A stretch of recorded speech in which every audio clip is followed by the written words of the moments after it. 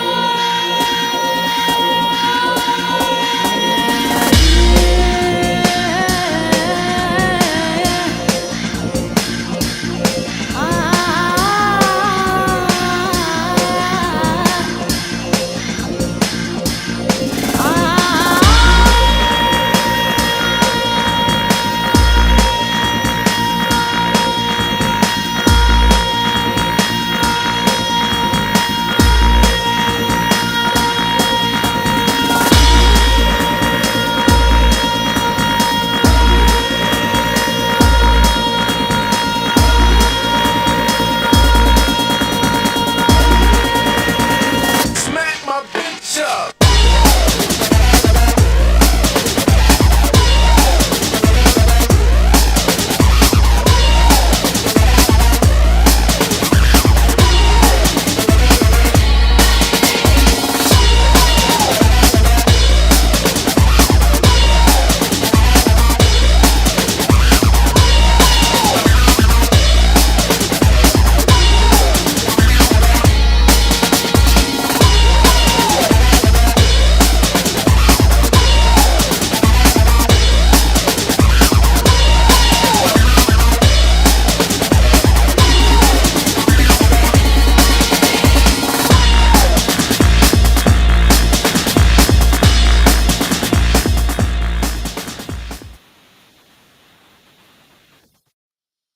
Hello, good afternoon. How the devil are you? I knew I'd done that.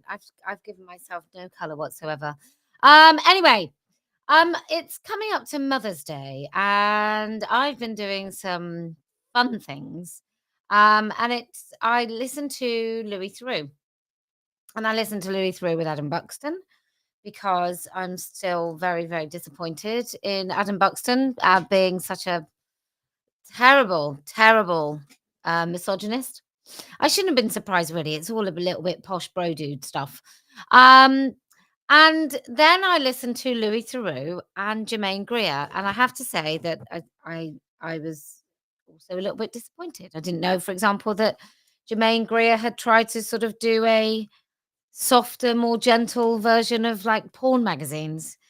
Um, and so I didn't know some of that stuff, and I was, you can't take the great thing she does makes her a great person, and the other thing she does means that she's also human and quite flawed.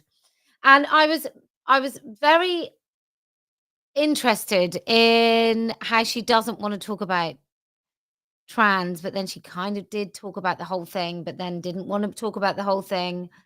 Um, and then said she was listening, and yeah, I was really struck. This is a woman in her 80s, so anyway, it's a good listen, but it's an interesting listen because she nearly takes um the very sort of media line of like, let's not say anything bad about these chaps. So anyway, that was interesting, but it got me thinking about mothers and how often when I talk about men using women's spaces, someone pops up and goes, "Oh, what about women in men's spaces?" Well, I'm just going to tell you, in this whole thing, There are many bad things that happen in this whole ridiculous quasi-religious cult. There are loads of things that are wrong, and a lot of them center around men and men's sexuality. And women don't get off completely scot-free, because I tell you what women do. Women bring their cluster B narcissism, nasty, malevolent, manipulative, psychological warfare, and they bring that, and they usually turn it on themselves, and that inflicts it on other people. And it's sort of, if there's such a thing as toxic masculinity, which I totally disagree with the concept. I don't think there is anything. I think there's bad behavior. I think there's masculinity and femininity, and we can say whatever they are or whatever they represent. And it's very often that women who talk about toxic masculinity can't tell you what non-toxic masculinity actually looks like, which I think is pretty interesting. That sometimes people can go on and on. Oh, he's like, there are a couple of men that were living somewhere where it was a lot easier to traffic women, and get away with it, and their money went a little bit further, and they couldn't be done for tax. And one of them is clearly a closet homosexual, deeply misogynist, pair of ne'er-do-wells, like terrible men. And sometimes people talk about them being masculine. And for me, this sort of peacocking performance of, I'm so tough, I'll have all the bitches and hoes type language, for me, that is usually a clear sign that these men are not remotely masculine. There's nothing kind of stable protection. There's nothing like that about them at all. And I think that, for me, is what masculinity is. It's walk softly, carry a big stick. It's not fucking up anybody. It's not beating up anybody, but there's the potential that you can, but you don't need to tell anyone that you can, because then that is kind of not masculine. Anyway, so if I were to describe toxic femininity, like the most toxic that women can be, I would say it is when it is the narcissistic, devouring mother. That is kind of peak, most awful woman, is the psychological warfare that a very selfish, self-absorbed mother rains down upon her children. Now, there are some of these women that you will know in this movement, or women that are married to people in this movement, that everybody just forgives, and I just can't. Right? If you have children and you decide that you are going to give birth to a child, and then they're not allowed to call you mother, they're not allowed to know that there is a person that is their mother in the world, and you are going to try and perform your pretend identity and use your children as props, then I think you are possibly some amongst the most abusive mothers on this earth. And I think it's about time that we really started talking about these women, and women that enable them. Let me just say, there's definitely lesbian couples where where they'll pretend. I don't even know if they then say they're a straight couple, because that makes the poor actual lesbian no longer part of the LGBT. She becomes a straight woman. But the other lesbian gets to be a T. And so she still stays part of it, or maybe you stay part of it if you're somehow kind of attached to one of these narcissists. And I actually think that, whilst sometimes, in some occasions, that narcissists are married to people and they become a prop themselves, all too often, especially when there's children involved, those women are also narcissistic. So let me just reiterate. Let me just be really crystal clear, because I want this to be crystal clear. In any family where a child is, in my mind, the most important person to consider, not to revolve your life around, but the most important person to consider is the child that didn't have a choice about that union. with you. And so if you are with a woman who pretends she's a man and you go along and have donor conceived children, and those children call that woman dad, and you pretend that you're like a mum and dad in that situation, then I think you are an abuser. I think you've brought a child into a situation that they haven't asked for. They certainly wouldn't choose. Now you say, it's all right saying this online. I actually met someone quite recently who proudly told me she was both a lesbian, but also her ex was a man. And they had a 4-year-old. Now, I don't know whether that 4-year-old, it might have been a 7-year-old, was her child or her wife's child, right? Don't know. Don't know. But I said that I thought it was deeply abusive to any child, but especially a girl, to be raised in a house where one of those parents said, "I'm not really a woman, I'm a man." Why is that? Because being a woman is so disgusting, grotesque, vile, just unbearable that I'd rather slice my breasts off or flatten my breasts down or pretend I've got a penis, grow a beard, and let everybody around me call me a man. Now, I think that is such a fundamental, profound abuse that I would find that difficult to forgive. And I very much extend that to the women in those so-called lesbian straight relationships, right? That they do it with. Now, somebody says here, nobody has any idea what it's like dealing with cluster B until it happens. I agree. I agree. But I find it very, very difficult to forgive people ignoring their instincts when there are children involved, Charles. So it kind of whilst I agree with you, it's difficult, but there's narcissism and cluster B and controlling, and then there's blatantly knowing that the thing that you're doing is harmful. So I get it. There might be people that are kind of abused and chip away, and they end up putting up with certain sorts of harms for themselves. But no, not kids. Like if you stay with your husband when he starts wearing dresses and starts like when he starts doing that, then I'm sorry, but you've subjected children to something that I just think it's a bit unforgivable. Um, so I mean, look, we all can spot narcissists, like the rage baiters, the people that just suddenly just go after somebody, um, and then the women that get very very defensive when you question the fact that they either gaslit and abused their children through pretending that they were men, or they gaslit and abused their children by pretending their husband or wife was actually the opposite sex. So, someone here says personality disorders that stem from abuse. I'm assuming, oh, cluster B. Okay. Right. So, this is the first little clip I want to show you. So, this is our NHS now.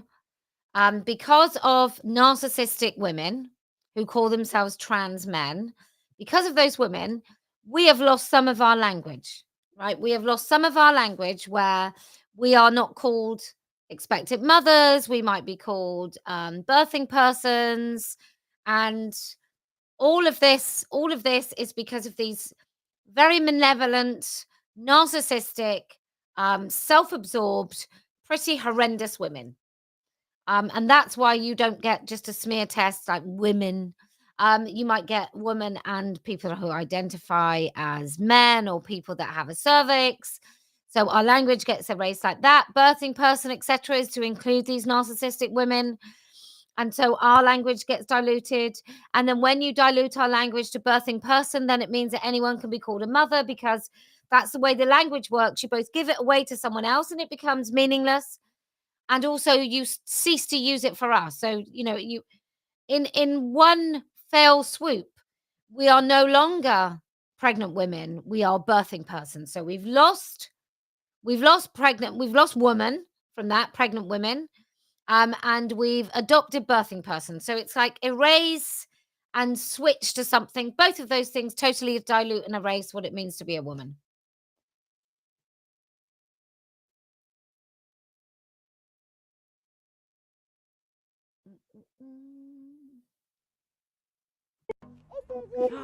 Are you a superhero? Go! I'm Alex, I'm 21, I'm a trans gay dad who gave birth at 18 to my son Gray. She's a what? She is a straight woman. That's what she is. She's a straight woman. I'm imagining the person who got her pregnant is her boyfriend.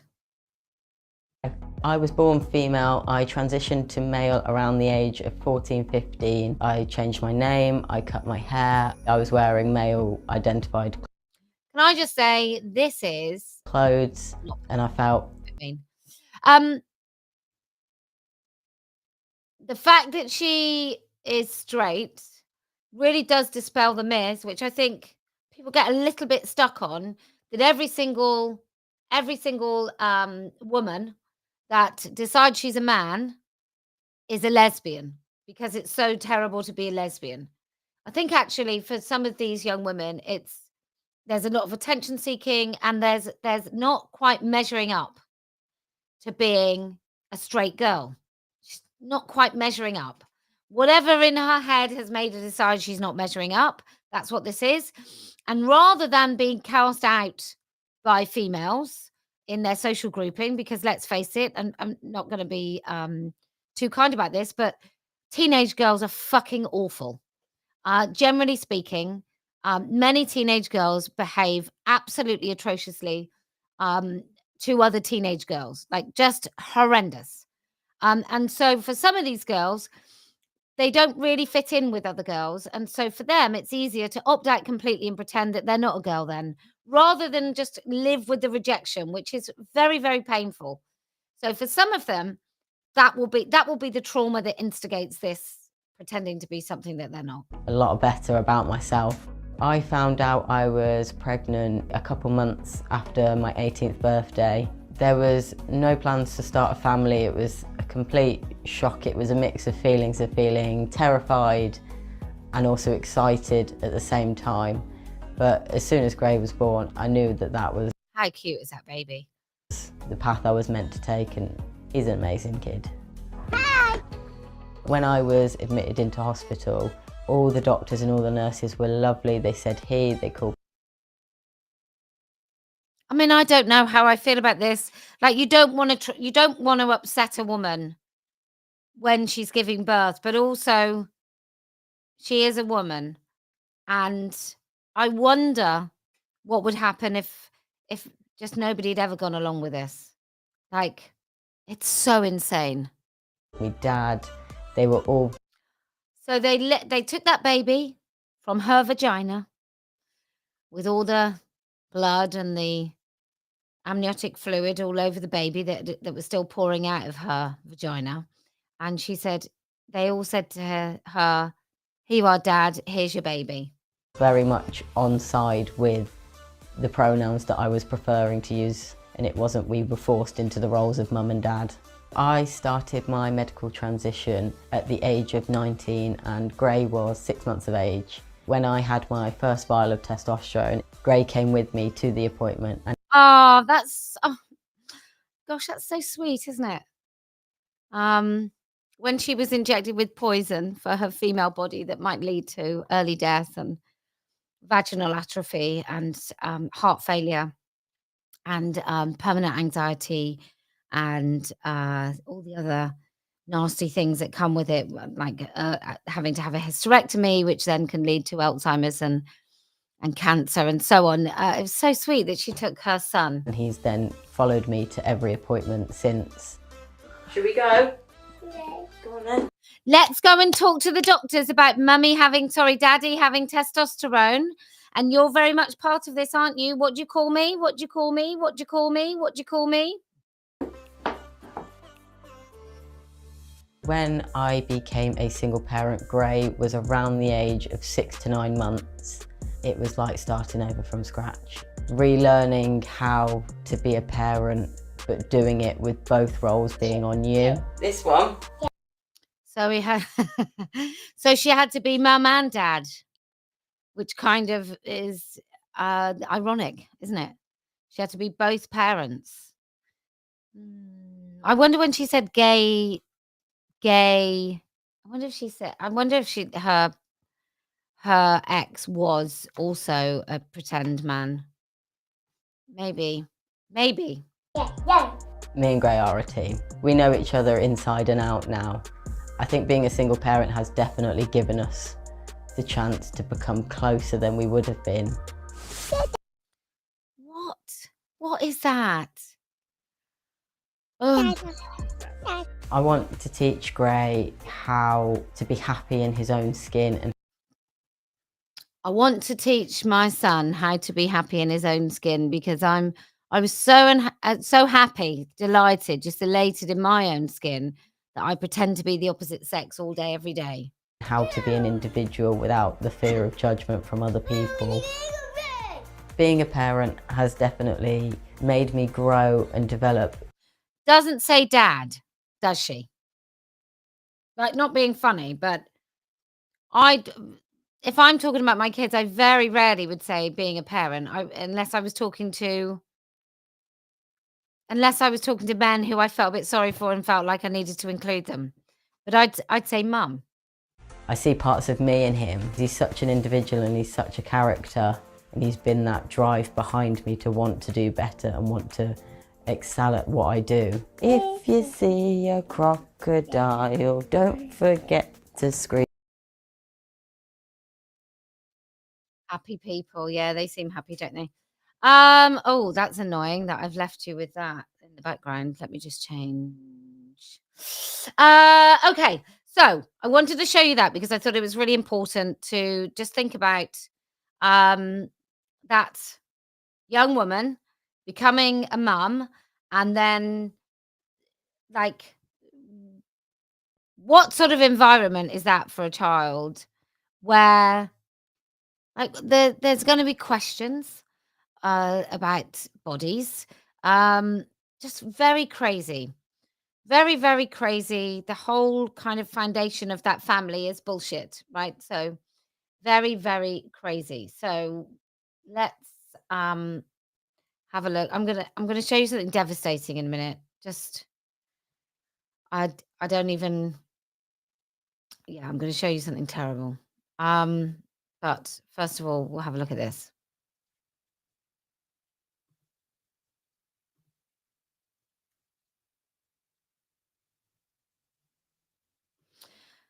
I'm going to ask you in the comments, actually. When do you think this was made? This is an NHS thing for everyone to watch in the NHS and learn, right?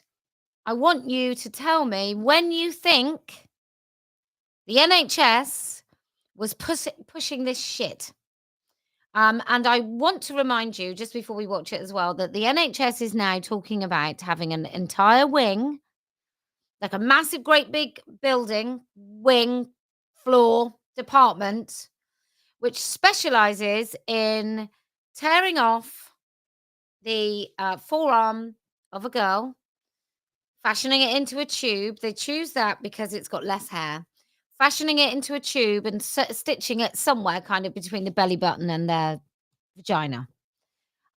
Sewing up their vagina and giving them like a fake penis that will never work, and I think they might have to use a pump but there's no sensation. It's not like the other way around. It's not like when a man's penis is kind of fashioned to leave some sort of sensation, even though if the rest of their never healing wound is rotting and gross. But with a woman, like, there's the most they can ever do with that penis is stick it in someone without feeling it and urinating standing up, which they could theoretically you can do anyway, as long as you don't mind urinating all over yourself. So yeah, so I think millions and millions are going to be spent on this ward, and they want to do up to about 250 of these horrifying surgeries on a yearly basis. I lived as a gay woman up until sort of my early 20s. And I think my final year at uni, when I was about 22, I started binding my chest. And it was strange because I still didn't know that I wanted to be male. I still didn't know that I was trans. I just knew that I was really different, that my body didn't quite fit. And then I really hit rock bottom. I came to a place where I knew that what I was doing wasn't right. It didn't make sense for me. And after a lot of thinking, I realised that what was really going on was that I was trans, that I felt like a guy. It was a really mixed feeling. I felt extremely relieved that I finally knew what was wrong, what was happening to me. But it was also really quite traumatising because I thought that I was going to have to, move into this space where I was just going to be rejected by everyone, and that my life would essentially be over. But I felt that was my only option, that was who I was, and I had to start that process. Come on, how many? I want to see how many years ago was the NHS making this sort of propaganda? It bloody is 2010. Michelle White, straight in with that. 2010. This was made. 2010. I initially spoke to my GP, who was unhelpful, and so I changed GPs and went to one who wasn't prejudiced, which was really good, and he was great. He was really, really helpful. Anyone reading anything other than girl from this woman?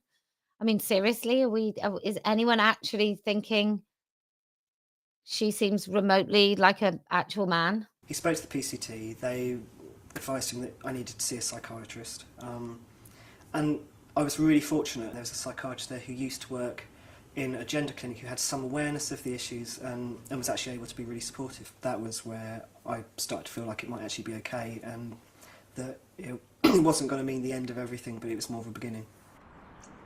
I met my partner just about a year before I started hormones. She instantly just talked to me as male, assumed I was male, even though I still, looked quite female. And there were no problems. It was really, really nice. Nothing says lesbian more than lesbian couple more than those two. Just insane. Anyway, we're not going to watch too much more of her because what I really want to show you, I've shown you before. It is really upsetting. Really, really, really upsetting. Oh, I said it first, says Upgrade. Oh, I'm so sorry. Oh, 2000, 2017, 2012. I didn't see all those messages. I'm so sorry. Oh yeah, you're all okay, fine. You're all right. You're all right. Right. This is a really upsetting program. And I've done a whole thing on it that I'm sure I'll find and I'll share, but I think this is truly, truly shocking and very sad. And this exemplifies, more than anything else, number one, the harm done to children when their mothers pretend they're fathers. And I don't think that is lessened. I don't know whether taking the mother away and pretending they don't have a mother halfway through is worse than pretending they never had one. Both are profoundly harmful. And this particular scene that I've chosen is really quite devastating. So these are girls going through, just about to go through puberty or going through puberty, whose mothers pretend to be men, and the woman leading the program. So the whole program is about this family with some sort of chronically beta male father who reminds me of the like a toxic kind of just wet lettuce of a bloke. And that's the dad. He doesn't live with them, and the children live with the mum, and the mum sort of says things like, we don't talk about that. Yeah, we don't like to say that. And basically, the children aren't really allowed to talk too much about the mum when she was young, because clearly she is a girl. She was a girl. And she doesn't want to talk about that. And she's incredibly controlling, very narcissistic, really abusive. And these two girls, one of them doesn't quite get how traumatized she is and how this whole situation is very, very abusive. and the other one definitely does. Are you feeling? Nervous because like I've never met another kid with a trans parent. But I'm also excited because we're meeting in a cat cafe. Do you think she likes cats? I hope so. Even that, I don't trust this mother at all. I don't trust any interaction she's having with the children that isn't some sort of put on, all about her. It's really so proper abusive in a very woman way, which is this sort of constant peck, peck, peck, tap, tap, tap, psychological, controlling, disappointing. Like I've got friends who were hit as kids, and I've got friends who were ignored or subjected to sort of emotional manipulation. I can tell you the ones that were hit, fine. They reach adulthood and they're kind of fine. The ones that had this sort of had damaged mothers, they are totally screwed up still, like in their 50s. Fucked. Hello. Hi there. Hello. Hello, Faith. This is Tilly. Hi. Tilly. Should we go and have a chat and leave the girls to it? Yeah. Faith's a couple of years older than me.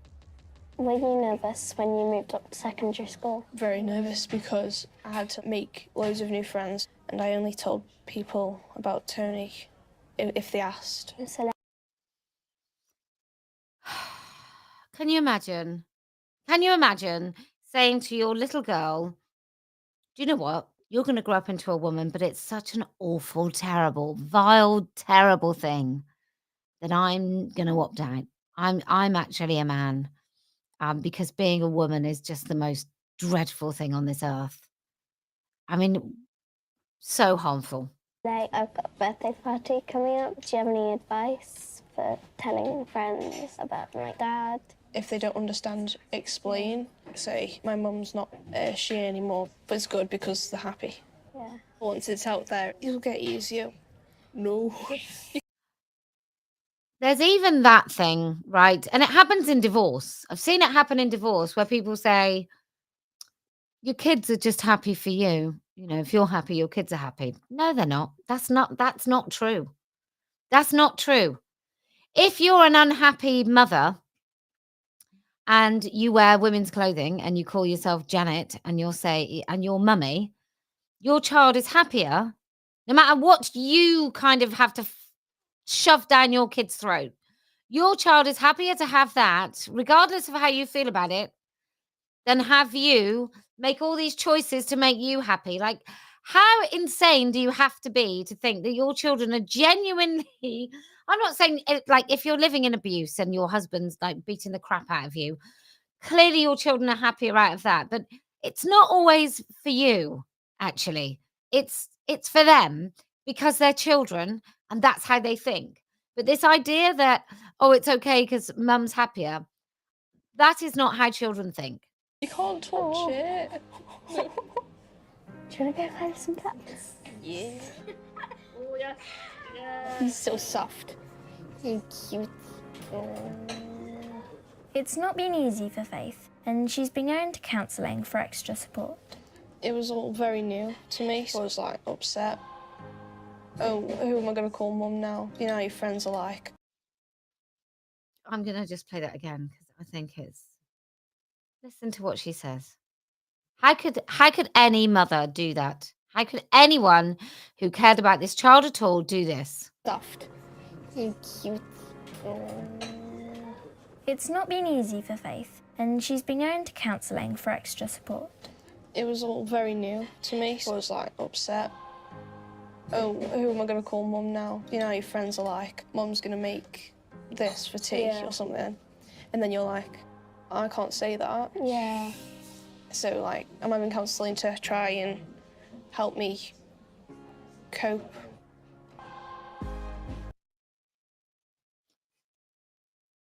Your little girl is having counselling to cope with the fact that she hasn't anyone to call mum because you thought your identity and the way that you forced people to interact with you was more important than your daughter. Does it feel weird being the only girl in your house? Are you missing, like, having a female role model? I feel like I don't really have one that's really close to me. Yeah. That's understandable. Yeah.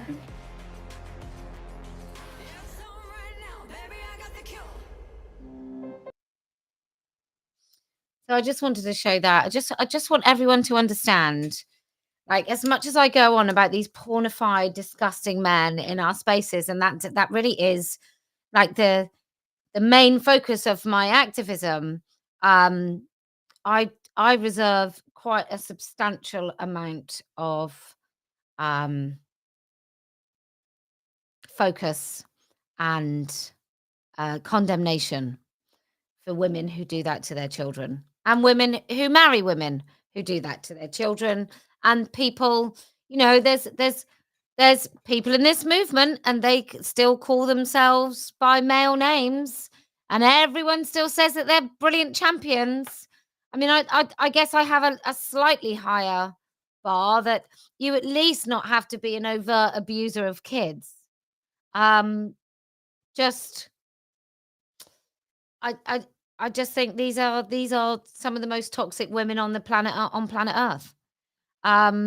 It's revolting.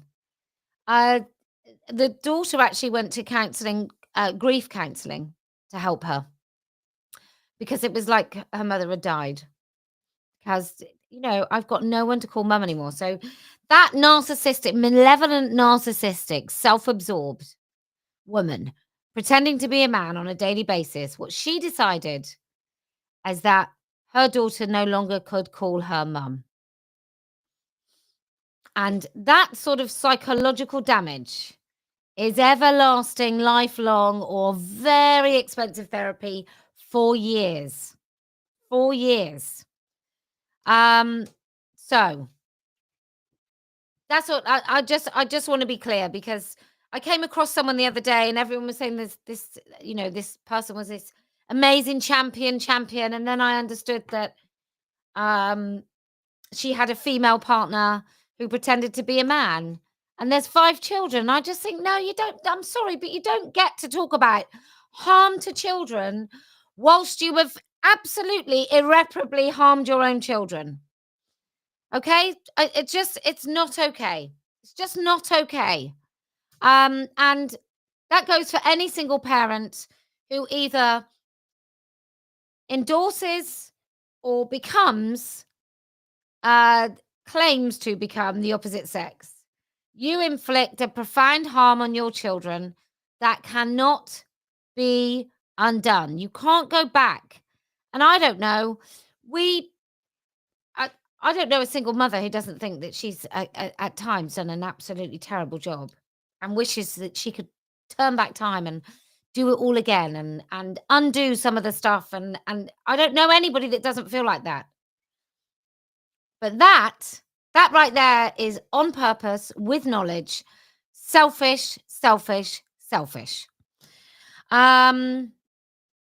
So anyway, if you can speak the truth, even when all around you are prepared to lie and let things slide, then I promise we will win. If you can keep just focusing on one step in front of the other until this war is over, we've got 1,588 days. Then I promise we will win. And do you know why else we're going to win? Well, because I never lose.